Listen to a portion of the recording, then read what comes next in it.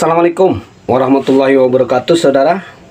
Selamat datang di Padepokan Hyang Argopuro, yang tentunya letak dari Padepokan ini ada di Pegunungan Hyang Argopuro, ya saudara. Kali ini saya ingin berbicara tentang penjajahan yang sudah terjadi di bumi Nusantara kita. Yang tercatat dalam sejarah, Indonesia mengalami 3 kali penjajahan, yaitu penjajahan kolonial, kemudian Jepang, dan Belanda. Kita mulai dari masa kerajaan Majapahit dulu ya, atau masa kerajaan dahulu. Dahulu di Nusantara ini ada banyak sekali kerajaan-kerajaan kecil yang memerintah masyarakat dengan sistem-sistem pemerintahan mereka masing-masing. Ketika ada kerajaan lain yang masuk ke wilayah kerajaan lain, maka itu sama dengan penjajah atau dijajah, ya saudara. Jadi memang sejak dahulu penjajahan di Nusantara itu sering terjadi. Setelah masa kerajaan di Nusantara berakhir, maka mulailah masa penjajahan kolonial yang diawali oleh bangsa Portugis yang coba memasuk ke wilayah Nusantara. Awal masa penjajah mau masuk menguasai Nusantara, yang harus menguasai Pulau Jawa pada waktu itu antara tahun 1500, ya saudara. Tahun 1500 hendak masuk ke Pulau Jawa, dihadang oleh sisa-sisa pasukan atau sisa-sisa pecahan kerajaan Majapahit. Dan para penjajah yang waktu itu berusaha masuk ke Pulau Jawa itu sama sekali tidak mampu begitu saja masuk ke Pulau Jawa, karena dihadang oleh sengitnya perjuangan masyarakat Pulau Jawa, juga masyarakat Nusantara. Kemudian para penjajah mulai masuk dan menguasai Nusantara, juga beberapa pulau, dimulai dari kerajaan Malaka yang ditaklukkan oleh Belanda. Kemudian mulai masuk ke Pulau Jawa melalui Sunda Kelapa dan perjanjian dagang juga lain-lainnya. Kemudian Belanda pun semakin masuk ke dalam Pulau Jawa dan menguasai hampir seluruhnya sistem dagang dan sendi-sendi perekonomian di Nusantara sejak Belanda dapat menguasai kerajaan Sunda dan melakukan perjanjian di sana dengan dibuatnya prasasti perjanjian Sunda Portugis. Mulai saat itulah penjajah mulai menguasai Pulau Jawa, sehingga masa-masa berikutnya penjajah mulai menekan kekuatan tempur kerajaan-kerajaan di Pulau Jawa, yang mana kekuatan militer angkatan laut di Pulau Jawa dulu itu pada masa kerajaan sangat hebat dan kuat, dan sempat ditakuti, segani oleh militer dunia pada waktu itu ya. Kemudian para penjajah mematikan semangat juang angkatan laut Nusantara dengan menyebarkan berita bahwasanya di laut itu ada semacam kerajaan gaib. Ketika orang melaut itu pasti pulangnya akan mati. Disebar-sebarkan berita oleh Belanda pada waktu itu, atau oleh penjajah pada waktu itu, agar masyarakat Nusantara takut mengarungi lautan. Itu tujuan utama Belanda, untuk membunuh karakter pejuang angkatan laut pada waktu itu ya saudara, sehingga disebarkan berita-berita kalau pada masa sekarang itu hoak ya. Ya, disebarkan berita bahwasanya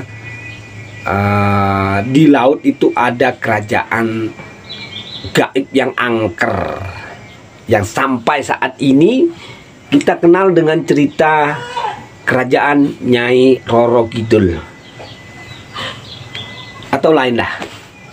Sampai saat ini masih kita yakini hal tersebut ya saudara.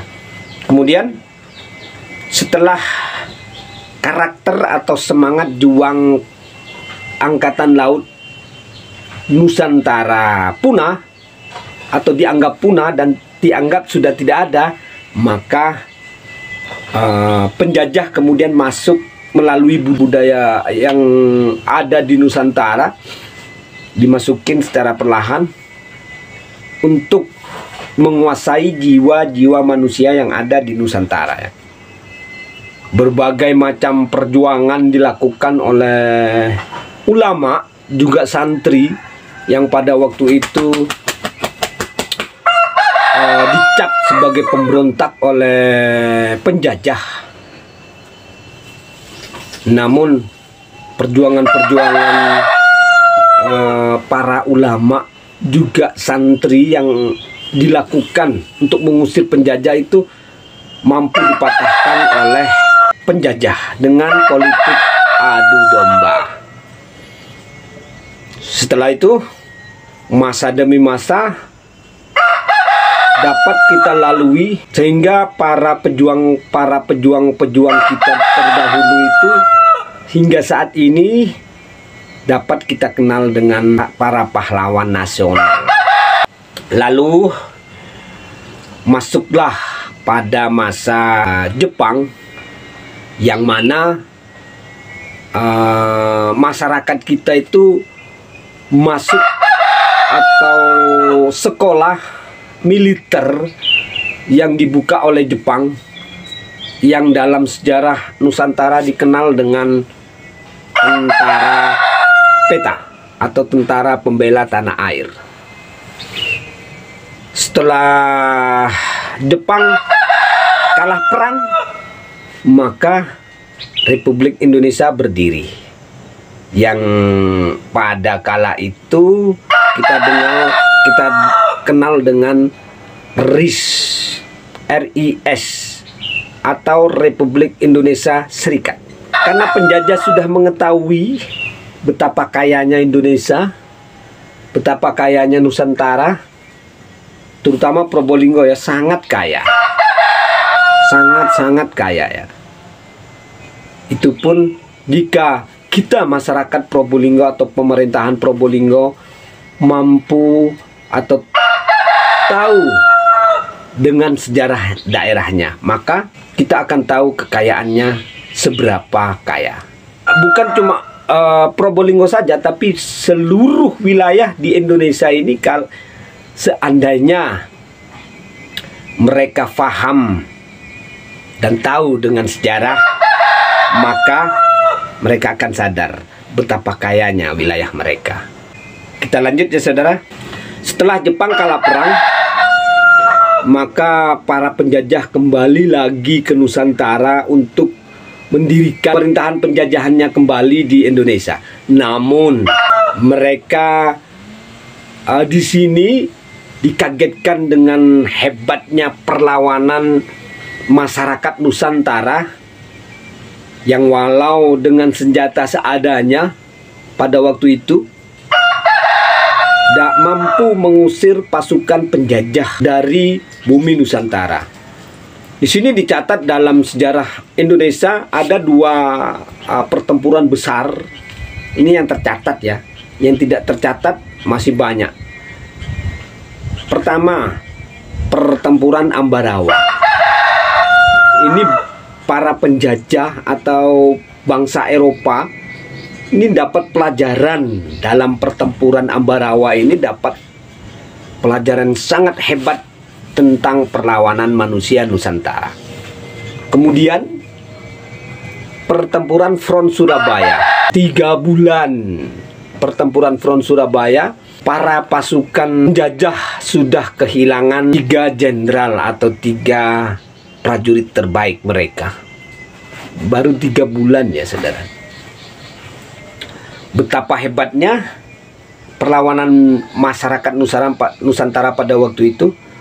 Bukan saja di Jawa, di Kalimantan pun penjajah merasa kewalahan menghadapi perlawanan manusia Nusantara yang sangat hebat.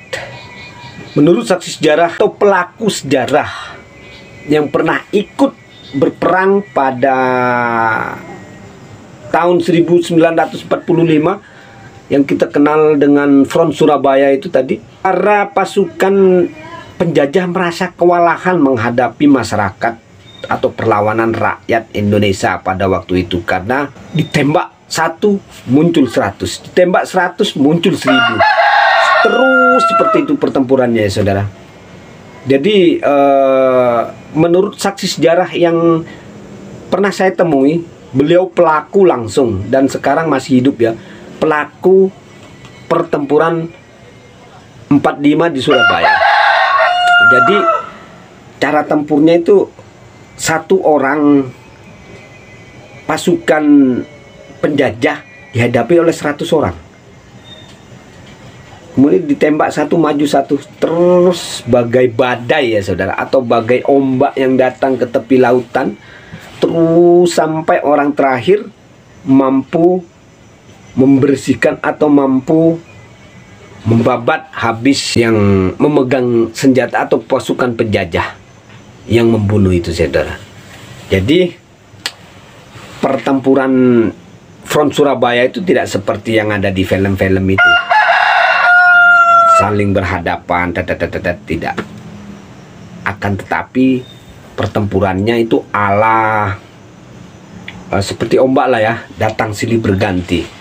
Nah, melihat hal seperti itu, para pasukan penjajah mulai berpikir keras, atau para politikus penjajah mulai berpikir keras bagaimana dapat memusnahkan semangat juang masyarakat Nusantara. Kemudian para politikus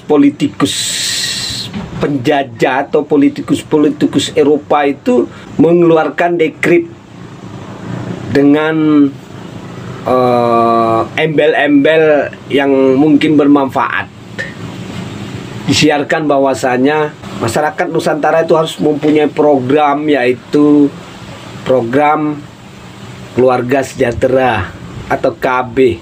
Jadi ini dimaksud untuk mengurangi populasi manusia Nusantara yang mempunyai semangat mempertahankan tanah tumpah darahnya yang cukup hebat. Bangsa Eropa pun tahu masalah itu ya saudara. Akhirnya dikeluarkanlah program tersebut. Itu sama dengan bentuk penjajahan yang dibungkus dengan program. Lalu program tersebut tidak berhasil ya saudara. Tidak berhasil. Kemudian para penjajah membentuk suatu kekuatan bawah tanah yang saat ini di Nusantara itu tidak diperbolehkan, yaitu PKI. Nah, belajar dari pertempuran 2 etnis di Cina, yaitu etnis komunis dengan etnis Islam, yang akhirnya etnis komunis dapat menguasai daratan Cina.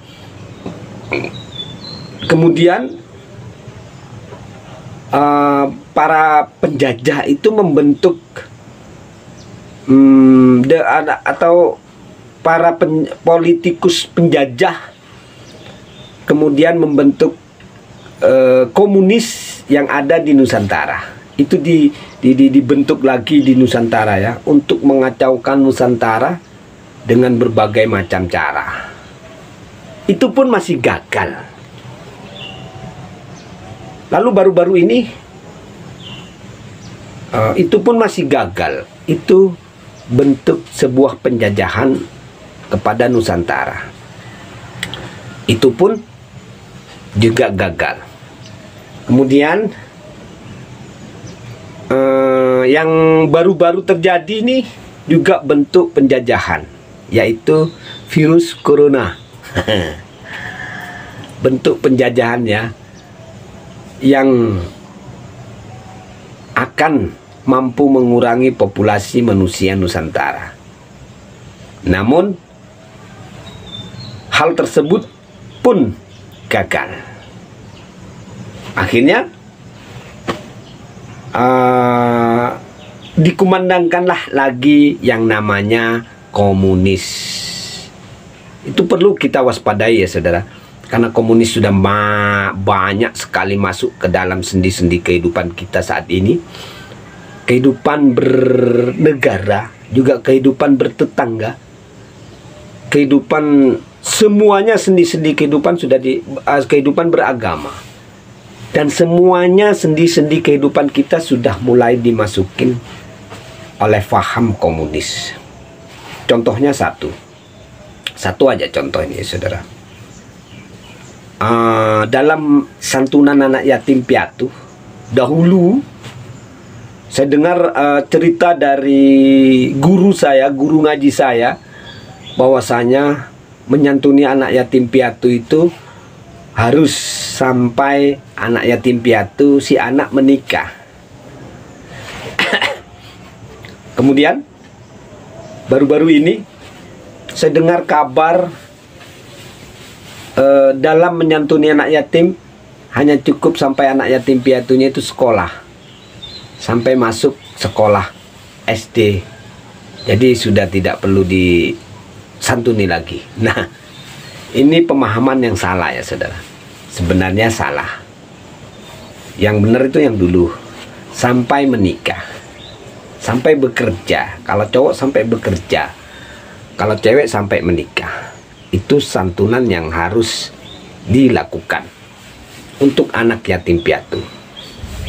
Inilah bentuk-bentuk penjajahan yang sekarang kita hadapi, dan masih banyak lagi bentuk penjajahan yang saat ini 2023 kita hadapi bersama.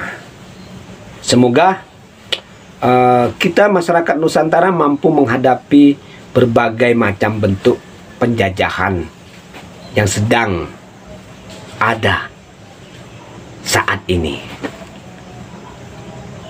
Semoga kita diberi kesehatan dan mampu menghadapinya. Wabillahi taufiq wal hidayah. Wassalamualaikum warahmatullahi wabarakatuh.